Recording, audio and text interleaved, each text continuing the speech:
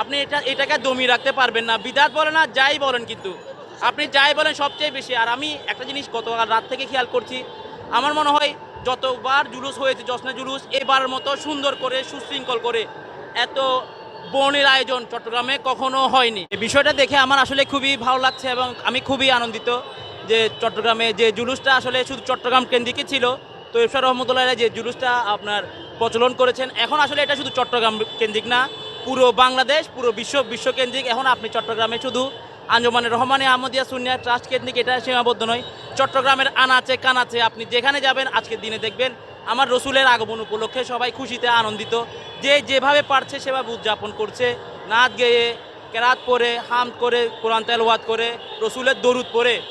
যেখানে যাবেন সেখানে দেখবেন সবার মনে একটাই খুশি, আজকে রসুল দুনিয়ায় এসেছেন।